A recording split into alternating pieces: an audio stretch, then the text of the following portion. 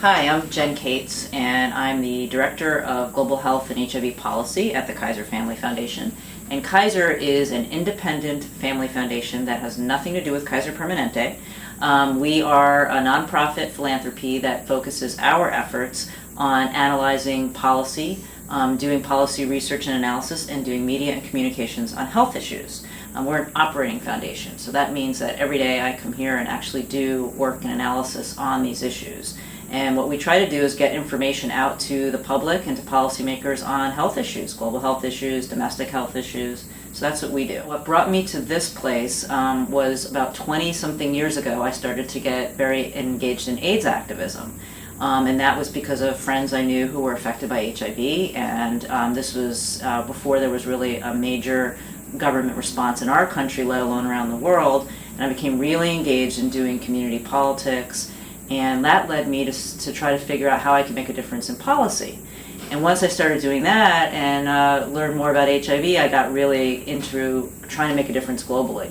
And once I did that, it just opened up the whole world of all the global health issues that intersect with HIV, that are related but maybe more distant, but just really the multiple issues that affect low and middle income countries around the world, malaria included. Important thing to know about the global health portfolio of the U.S. and the political climate is, in general, there's been really strong support on the part of the prior administration, the Bush administration, now the Obama administration, the Congress. There's been bipartisan support. It's been an area where there's been less, fighting, let's say, compared to some others. But at the same time, it's a difficult political climate.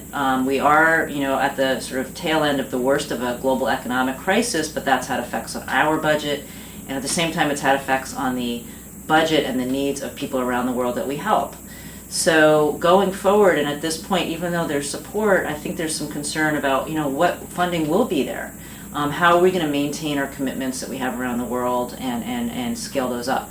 I think on the positive side, there's a lot of recognition and support that we've made commitments in malaria, we've made commitments in other areas, and those have to be sustained ethically, as well as from a public health perspective. If you can't go and fight a disease and then pull back, you just can't do it. You'll lose all the ground that you gained. So the Global Health Initiative, President Obama, right after he became president, he announced this new initiative. He announced it last year. And it's a signature initiative in global health to really expand the U.S. government's focus beyond just the really intense focus on PEPFAR and HIV, and really broaden the portfolio. It was announced as a very ambitious initiative with targets and goals, a high amount of money proposed over 6 years, $63 billion.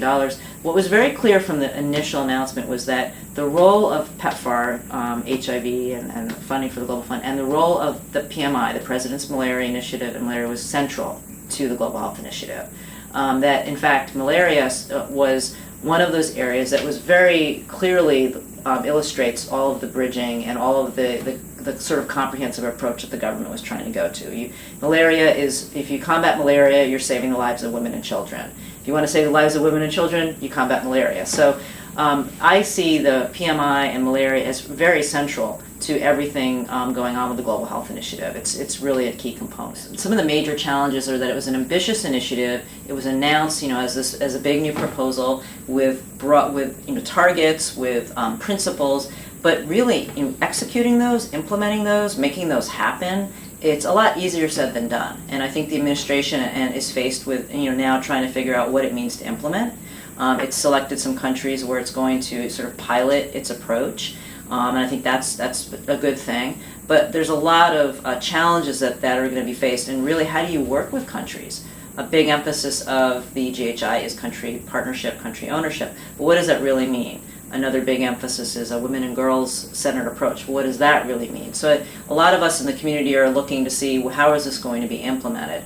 At the same time, it's really drawing attention to global health and the importance of global health. The president has said that global health funding should be spared from some of the budget cuts that are happening. So that's a positive sign. And I think it's echoing as well as leading a global community approach to the health issues that's broader. That's saying we really have to adopt a longer term approach to really understand the multiple needs of people on the ground. and move away from sort of silos and one-off kind of efforts. So there's lots of challenges ahead, but I think it's a direction that everyone seems to support the direction.